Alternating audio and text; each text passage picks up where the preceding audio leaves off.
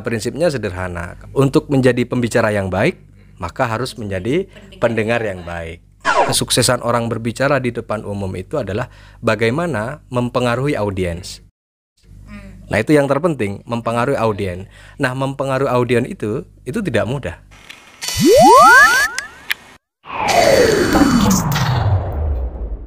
Halo, assalamualaikum Sobat RTV.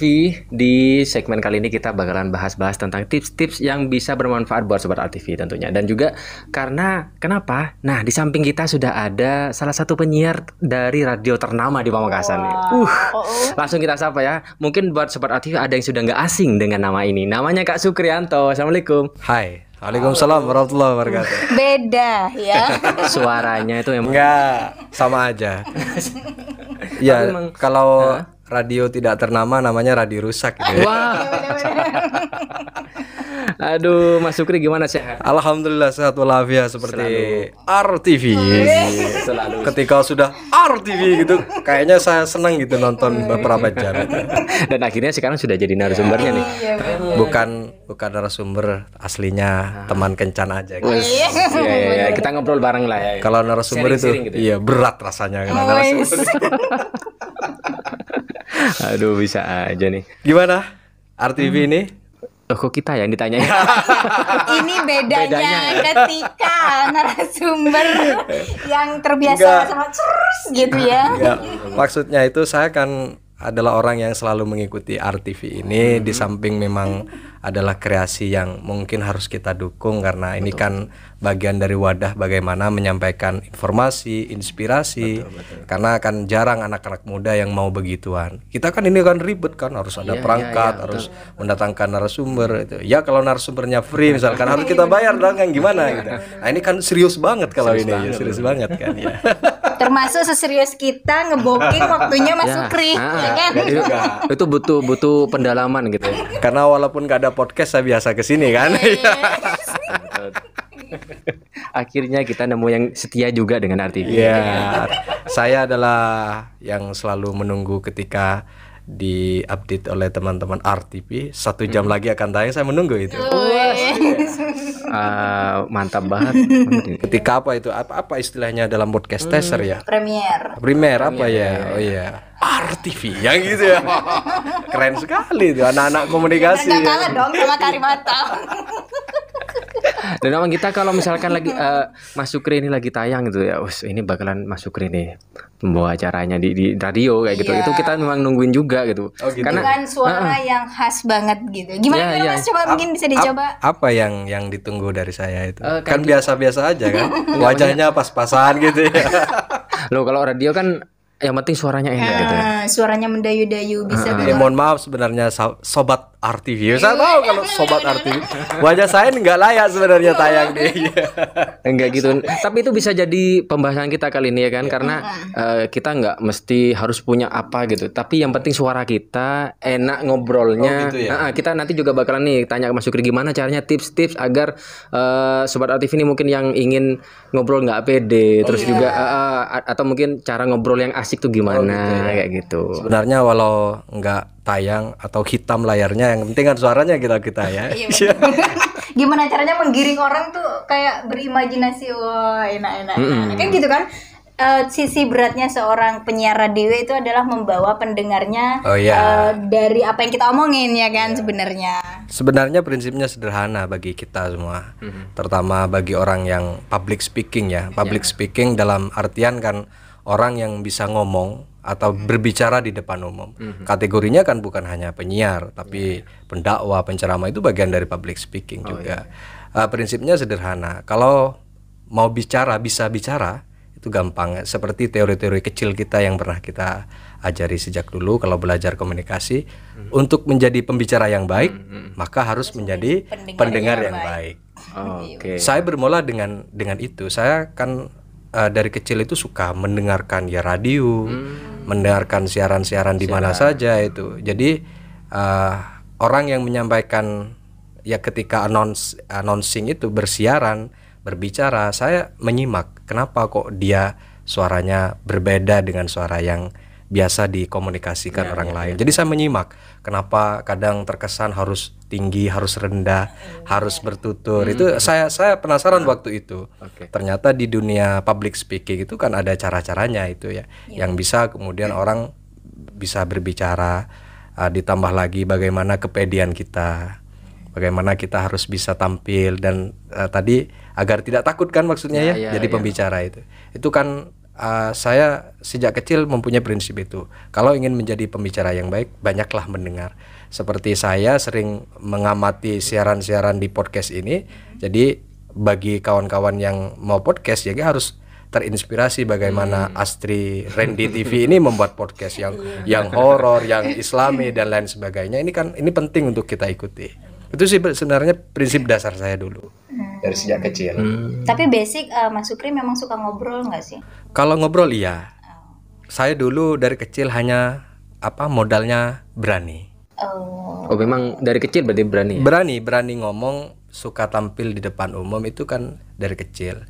Bahkan dulu itu saya waktu kecil umurnya masih berapa ya, kelas 2 SMP. Saya sudah aktif di radio amatir di desa saya itu. Dulu waktu itu masih ya perubahan teknologi tidak secanggih seperti ini. Dulu waktu baru-barunya ada FM itu, jadi saya belajar dari sana sebenarnya. Kelas 2 SMP saya sudah belajar ngomong itu, walaupun ngomongnya itu nggak beraturan. Ya, kesana kemari ya. Kalau saya kalau saya ingat kayaknya lebih bagus komunikasinya orang jual kacang di Mesmini itu dulu ya. Kalau sekarang lihatnya kayak gitu. Iya, kalau dulu ingat kayak jelek banget saya gitu ya ngomongnya dulu. Nah itu sebenarnya. Tapi kan itu menjadi batu loncatan juga kan buat Mas Sukri sendiri. Gitu. Ya betul, motivasi sih sebenarnya bahwa orang bicara di depan umum itu bisa, semua orang bisa. Walaupun mungkin harus dilatih dan butuh jam, butuh waktu, itu hal yang yang harus dilakukan oleh seseorang yang ingin tampil baik di depan publik gitu ya. Itu sih sebenarnya. Kalau suara dan lain-lainnya itu nomor 3 bagi saya, karena orang yang berbicara itu, kesuksesan orang berbicara di depan umum itu adalah bagaimana mempengaruhi audiens. Nah itu yang terpenting, mempengaruhi audiens. Nah mempengaruhi audiens itu tidak mudah. Harus punya kecakapan, harus punya ilmu, dan itu dalam ilmu komunikasi itu ada. Jadi sebenarnya saya yang harus jadi presenter kemudian mengundang magister ilmu komunikasi ya. Kan pemandunya ini S2 komunikasi. Jadi sebenarnya saya harus belajar ke Mbak Astri ini sebenarnya. Nextnya ya diundang gitu ya. Ya, giliran ya. Cuman untuk sementara saya ini dianggap kecelakaan ini. Bukan kecelakaan. Kan gitu juga. Jadi itu ya, kalau kembali ke prinsipnya tadi adalah untuk menjadi pembicara yang baik, maka harus menjadi pendengar yang baik. Itu harus dimulai. Kalau teman-teman ingin menjadi pepidato yang handal, public speaking, jadi dia harus mendengarkan. Nah, setelah mendengarkan mungkin dikembangkan nanti bagaimana orang ngomong itu kok kayaknya karismatik, berwibawa. Nah dalam ilmu komunikasi itu kan ada gestur ya yang mempengaruhi. Nah itu saya bertanya takut salah ke Anda itu. Itu pertama. Terus tapi gitu juga kalau kita jadi pendengar yang baik kan dari situ kita bisa menambah kosakata, wawasan. Dari situ jadi ada yang bisa dibicarakan gitu ya. Iya betul. Maka ketika orang berbicara atau lebih banyak mendengar, maka dia pasti mendapatkan referensi bahasa. Selain kita harus memperbanyak baca buku, baca informasi untuk menambah wawasan dan perbendaharaan kosakata kita. Itu tidak cukup untuk mendengar, kita memang harus membaca. Karena bacaan itu harus dilatih setiap hari. Menghabiskan berapa kalimat kita dalam hari itu untuk kelancaran kita juga ada latihannya itu. Misalkan kita baca informasi dengan kecepatan berapa menit kita, itu kan juga bisa dilatih itu ya. Tapi berarti juga harus mendengarkan sesuatu hal yang bermanfaat juga ya. Betul. Kalau mendengarkan orang gosip itu gimana? Itu kurang baik secara sosial dan agama, itu kurang baik itu. Jadi kita kan kalau bicara public speaking itu kan harus hal-hal yang baik yang disampaikan di depan umum. Gak mungkin hal-hal yang nggak baik ditampilkan di depan umum itu. Itu prinsip yang harus dilakukan oleh teman-teman ya bagian ilmu komunikasi ini sebenarnya. Kenapa sih ilmu komunikasi terus ya dari Dia yang bisa berbicara dengan baik, komunikasi dengan baik. Tapi gini Mas, untuk bisa membedakan orang itu punya potensi berkomunikasi yang baik atau enggak, itu bisa nggak sih? Bisa.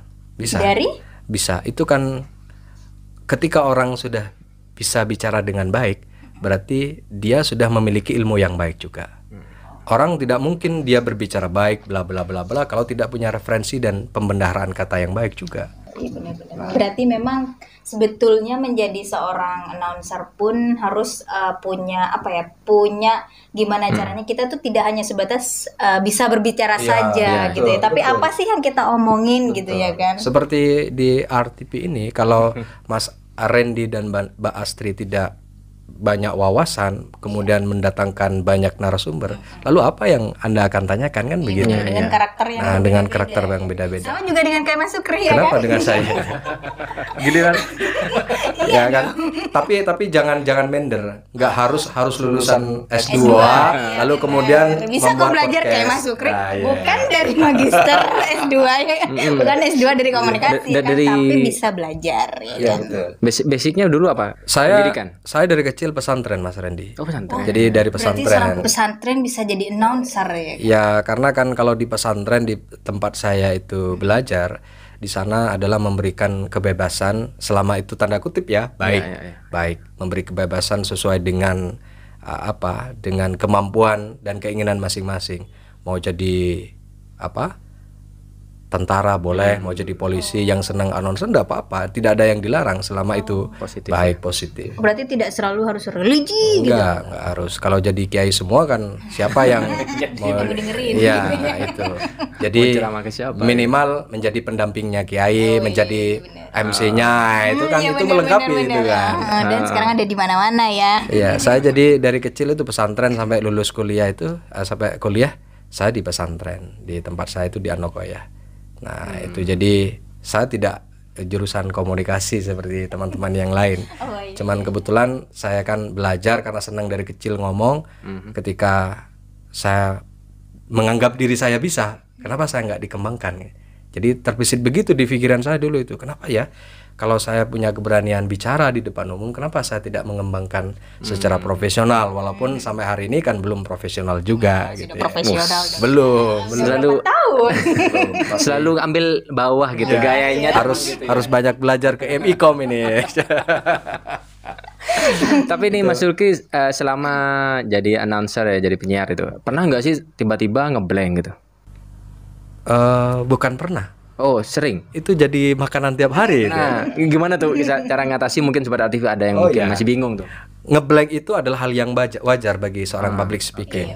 Tetapi karena kita sudah merasa enjoy, sudah nyaman, pasti ada alasan-alasan tertentu agar blank itu bisa teratasi. Apalagi dalam dunia siaran itu, dalam dunia public speaking, berhenti sejenak sunyi itu penting. Berapa detik sih? Nggak nyampe 30 detik. Diam sejenak. Misalkan ketika ngomong tiba-tiba bla bla bla kita ngeblank. Tapi kita tahu itu ngeblank, tapi orang lain belum tentu tahu. Iya, saya sering ngeblank itu, tapi jarang untuk fatal karena saya tahu bagaimana caranya mengatasi ngeblank itu. Itu mungkin bisa dilatih dengan kebiasaan, dengan penambahan wawasan yang kita ada. Saya sering salah menyebut, misalnya sering, tapi tidak saya buat fatal, akhirnya mengalir saja dengan yang salah itu. Nah itu kalau ngeblank tiap hari Mas Randy sudah makanan saya dan teman-teman itu. Iya. Jadi ngeblank itu jangan panik. Asalnya jangan panik ya. Tenang aja. Tenang, jangan panik. Karena di dalam ilmu public speaking terutama siaran, diam sejenak itu sunyi itu penting. Apa fungsinya? Biar orang kembali terkonsentrasi dan pusat kepada kita. Diam sejenak itu penting. Itu diam sejenak sambil berpikir ya. Sambil berpikir sebenarnya. Tapi kita tenang, jangan menampakkan kalau kita ini sedang blank. Betul. Iya betul banget ya. Itu perlu dilatih Mas Randy, butuh waktu juga. Jam terbang juga ya. Ya, saya kira begitu. Nah, ketika Mas Sukri dari yang awalnya basicnya mungkin bukan dari basic jurusan apa? Kalau boleh tahu kuliahnya? Saya jurusan pendidikan agama.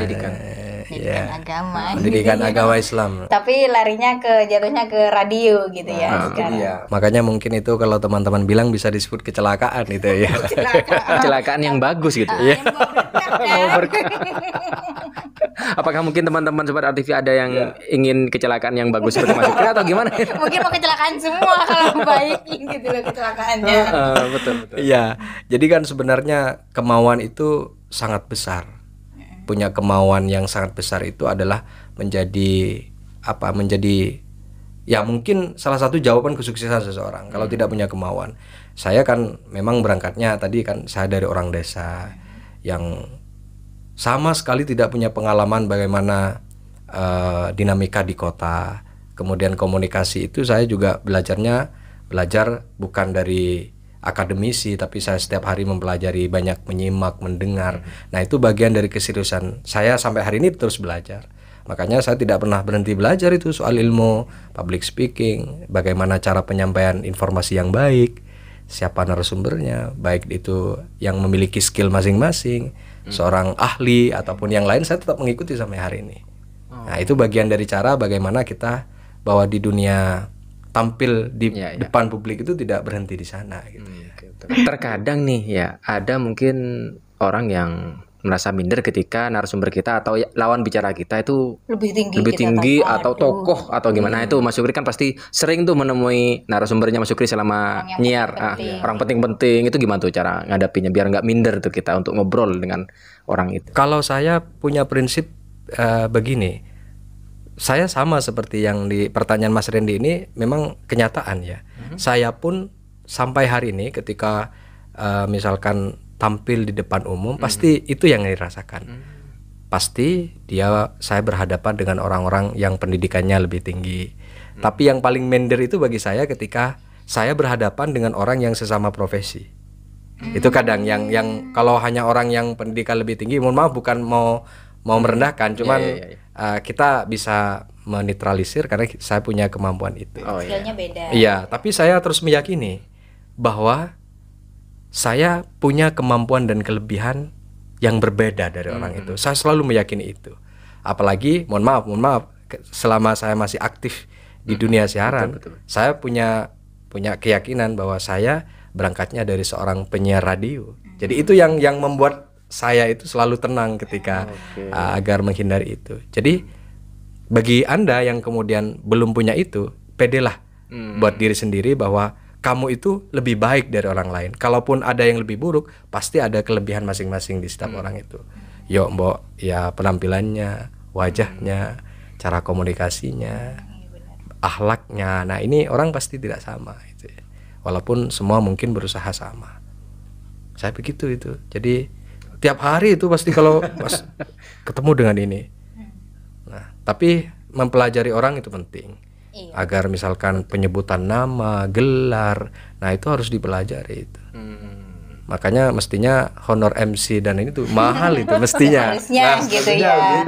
Tapi kan gini, pasti awal banget Mas Sukri menjadi penyiar radio itu pasti terkadang orang tuh melihat aduh Jokuna Caca kayak gitu kan kadang. Padahal kalau kita dalami sebenarnya itu kan banyak kan hal kecil yang kita nggak tahu gitu. Orang-orang luar sana tuh nggak tahu gitu bahwa yang kecil-kecil itu tuh punya dampak yang besar gitu. Kalau Mas Sukri sendiri gimana menghadapinya? Kalau saya stigma itu harus dibuang sebenarnya. Jadi orang kadang kan tidak mempertimbangkan pengatur acara, MC atau yang lain. Itu salah besar menurut saya. Saya kalau sudah ada yang pesan saya suruh jadi MC apa misalkan, dari 4 hari sebelum acara saya sudah memikirkan itu dan sudah merencanakan. Saya nanti akan bicara ini berhadapan dengan siapa, itu saya sudah bicarakan itu. Saya sudah persiapkan dan saya sudah planning itu. Artinya kalau dilihat dari proses itu tidak mudah menjadi pembawa acara. Coba sekali kita diundang menjadi pembawa acara, kemudian kita tidak sesuai dengan harapan orang. Mereka kecewa semua. Padahal public speaking itu kita melihat kita semua. Ribuan pasang mata melihat saya kan itu. Kalau penampilan kita nggak sesuai itu kan fatal juga. Nah itu. Kemudian yang kedua, maka oleh sebab itu kita sebagai orang yang sudah di dunia itu maka harus benar-benar mempersiapkan diri kita bahwa seorang MC itu tidak seperti yang diharapkan seseorang itu. Coba bayangkan kalau MC-nya salah nyebut, ya yang seharusnya nyebut Mbak Astri kemudian nyebutnya Randy, gelarnya tidak sama. Coba satu acara nggak ada MC-nya, apa yang terjadi? Kalang kabut gitu ya, tidak terkontrol. Bisa jadi kacau acaranya kan. Mau mempersilahkan siapa gimana, menjadi tidak menarik acara itu. Makanya selain MC ada komponen lain di acara itu yang bisa menentukan apakah acara sukses atau tidak. Itu kan. Betul. Jadi menurut saya yang masih menganggap orang sepele terhadap MC itu masih salah besar, karena apalagi acara-acara yang agak ruwet itu ada susunan acara yang ini harus begini ya, yang harus butuh waktu 2 hari untuk briefing dan lain sebagainya, itu kan tidak mudah dilakukan oleh orang. Maka MC itu juga menjadi penentu suksesnya tidak acara. Kalau bicara MC sama dengan pemandu podcast seperti ini. Kalau kamu tidak punya referensi yang mau ditanyakan, saya nggak bisa ngomong gitu ya. Masa saya ngomong sendirian? Maka saya dianggap orang gila kan. Nah, jadi timbal balik. Iya. Jadi cerita biasa, cerita sendiri gitu ya. Iya, cerita sendiri. Tapi enak gitu loh kalau Mas Sukri ini easy going gitu. Kayaknya apa itu? Cuek. Iya. Kayak cuek lah gitu. Maksudnya kan basic dengan Mas Sukri sendiri, basic dari bukan orang kota gitu untuk beradaptasi bekerja di kota, bisa dibilang anggaplah dulu ya Pamekasan tuh di kota gitu. Kan memang benar kan di kotanya. Nah, itu untuk adaptasinya sendiri dari selain cara berbicaranya, cara di kehidupannya kayak gitu. Itu Mas Sukri butuh waktu berapa lama sih? Kalau adaptasi itu memang butuh waktu tapi tidak lama, tergantung kemauan kita. Kalau saya karena saya senang punya banyak teman, maka saya cara beradaptasinya saya tidak sungkan-sungkan untuk ke orang itu memperkenalkan saya, kenalkan saya begini-begini, dan sampai hari ini saya tidak pernah merasa malu menjadi orang desa. Meskipun tampang saya, cara ngomong saya seperti itu, tidak pernah malu karena memang itu aslinya. Jika lebih dari itu maka bonus bagi saya. Iya kan?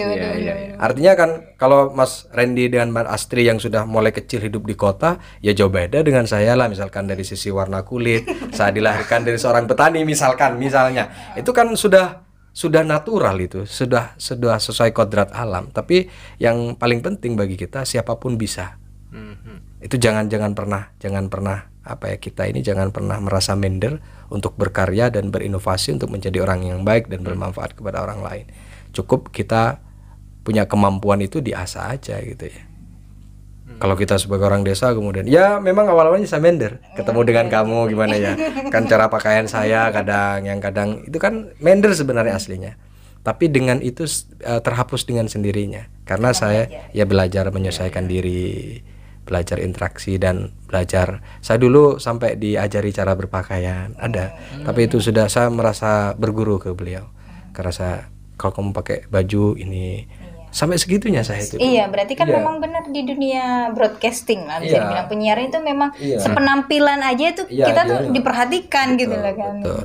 Jadi itu menjadi bagian kecil, tapi yang terpenting bagaimana kita memberi pengaruh kepada audiens. Kalau bicara soal seorang penyiar atau MC itu memberi pengaruh kepada audiens. Caranya itu banyak di ilmu-ilmu komunikasi. Atau saya bocorkan di sini tidak apa-apa nanti agar bisa belajar teman-teman itu.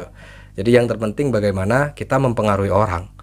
Mempengaruhi orang itu dalam tanda kutip, kita ngomong didengar, kita manggil orangnya datang.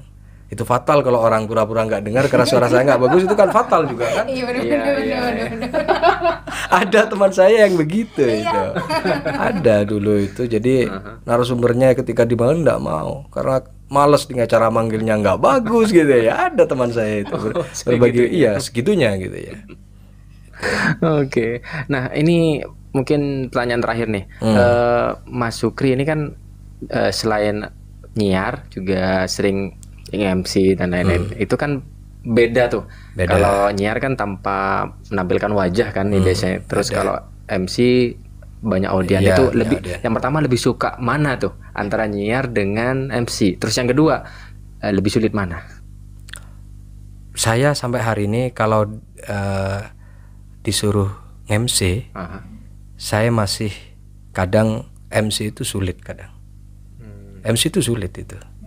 Kalau radio hanya butuh upgrade wawasan kita setiap hari. Kalau hari ini kita bahas teroris, besok ada hal yang baru lagi. Nah itu kita harus baca referensi itu. Cara ngomongnya sama, tapi kita harus banyak referensi. Itu penyiar. Atau kalau hari ini ada narasumber yang datang dengan tema yang berbeda, itu yang harus kita pahami. Tetapi kalau MC itu objeknya banyak, berbagai macam acara. Kalau hanya MC kan kategori acara itu ada 3, acara formal, semi formal, dan non formal. Nah yang formal ini yang sangat susah. Nah saya tipe-tipe orang yang kalau formal saya tidak terbiasa meniru dan kemudian kosakata terutama itu dengan MC yang lain. Itu biasanya saya buat dengan versi saya sendiri. Biar saya beda tanpa meninggalkan substansi dari acara itu. Kenapa harus beda? Ya biar saya ada gunanya sebagai seorang penyiar yang punya referensi beberapa kalimat dari opening, isi, dan closing itu. Kalau pertanyaan Mas Rendy lebih sulit mana? Terkadang memang lebih sulit menjadi MC. Pernah saya 2 hari itu untuk belajar menyesuaikan karena acara pernikahan siapa itu dengan susunan begini, di saatnya harus begini. Itu pernah 2 hari saya menyiapkan itu skripnya itu. Ya jadi menurut saya kalau ditanya pasti kadang lebih sulit MC. Kalau lebih sukanya? Lebih sukanya sama-sama suka. Tapi di lapangan itu sangat suka saya. Kenapa lebih suka? Karena lebih banyak berinteraksi dengan orang. Ya, dan eksistensinya juga di saat itu kan berbeda kan.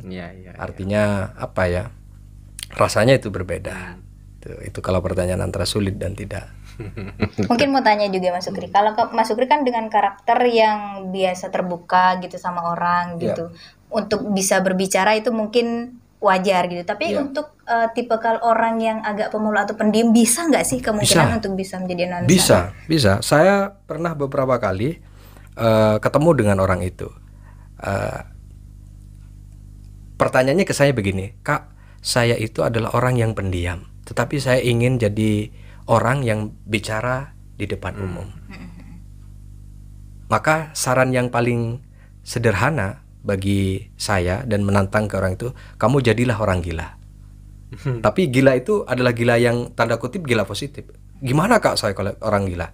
Caranya ada 2, cermin dan kamar mandi. Coba kamu ngobrol di depan cermin, gimana kamu kalau ngomong? Ngomonglah apa saja.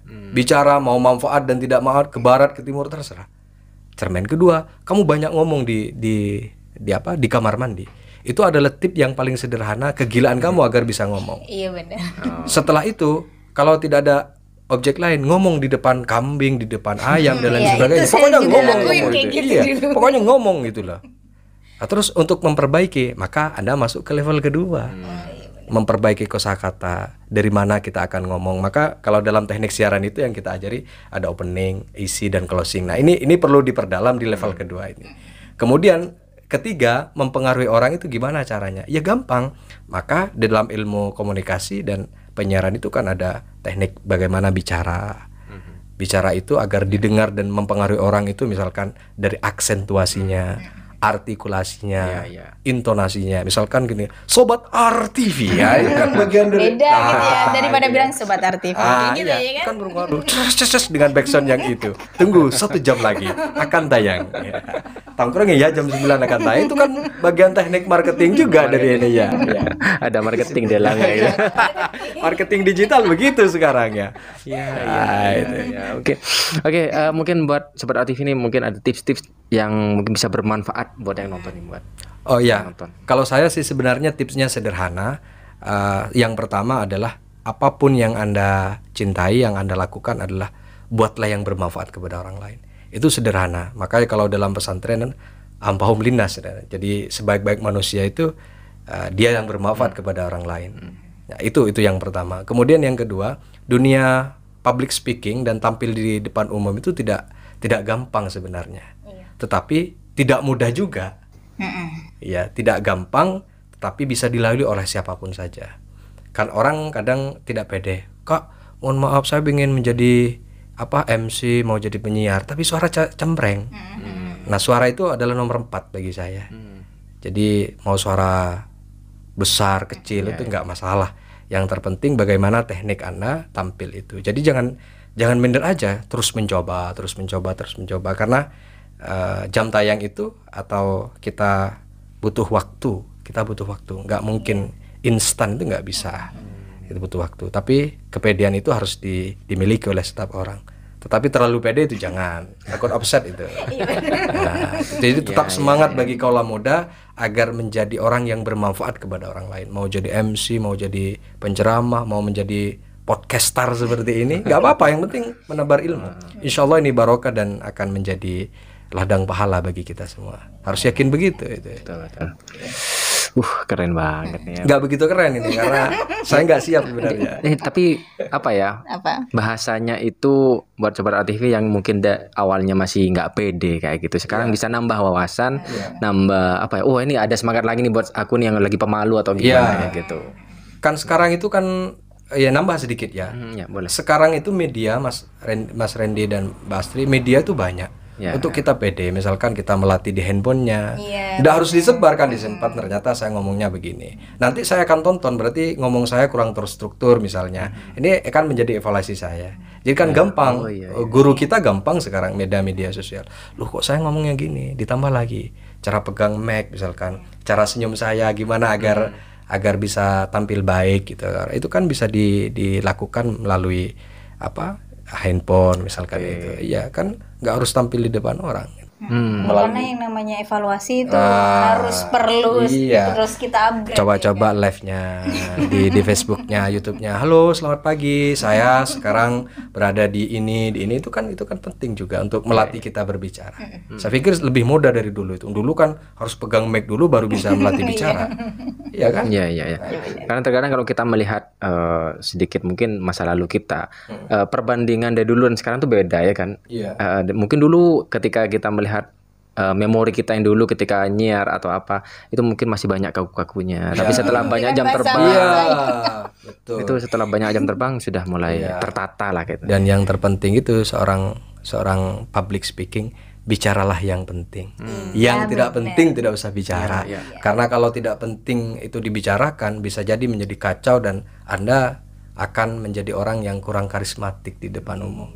Bicaralah yang penting, yang tidak bicara enggak usah ngomong. Biar nggak jadi omdo ya. Ngomong doang ya. Benar.